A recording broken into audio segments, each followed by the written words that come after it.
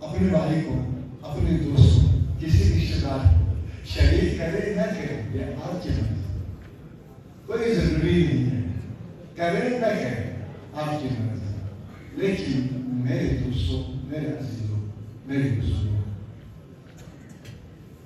ایک ہستی کو ضرور شریک کرے، ضرور شریک کرے، ضرور شریک کرے، ایک وہ کاروبار کا شریک بنے۔ وہ کون ہے؟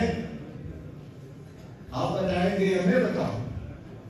1 2 3 4 5 6 7 8 9 10۔ آپ نے نہیں بتایا تو میں خود بتاتا ہوں، وہ ہے خدا، وہ ہے خدا، اللہ، اللہ خالق ہے کائنات، رازق ہے کائنات، ہر چیز کو اپنے قدرت میں رکھنے والی وہ ہستی، ہر چیز میں برکت دینے والی ہستی، اٹھانے والی ہستی، گرانے والی ہستی، دینے والی ہستی، روکنے والی ہستی، رب الجلال۔ خدا کو آپ اپنے کاروبار میں ساتھی بنا لیں، شریک بنا لیں۔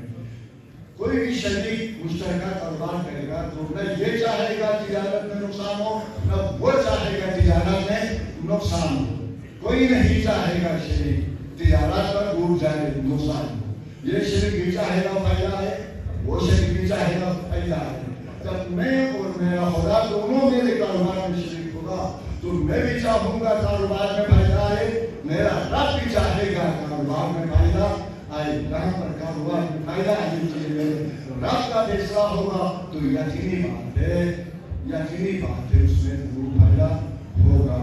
اب رب کو جیسے شریک کرنا ہے وہ آپ خود دیکھ لیں کہ بھائی آپ یہ بھی کہہ سکتے ہیں کہ بھائی رب الجلال اس میں آپ اور میں شریک 5% آپ کا، 10% آپ کا، 2% آپ کا، پھر آپ اپنی خدمت جو ہے کہ اللہ کو اس میں حصہ دار بنا لیں اور اللہ کے اس حصے کو، اللہ کے اس حصے کو معاشرے کی گرے ہوئے طبقے پر خرچ کریں، مجبوروں پہ خرچ کریں، محتاجوں پہ خرچ کریں، یتیموں پہ خرچ کریں، بیواؤں پہ خرچ کریں، ان لوگوں پہ خرچ کریں جو اس تکڑتی ہوئی موسم سرما میں بدن پر کوئی رنگ کا بنیاد نہیں رکھتا، مناسب پر غور نہیں رکھتا، جس کا بچہ فیس نہ ہونے کی وجہ سے اسکول میں جا نہیں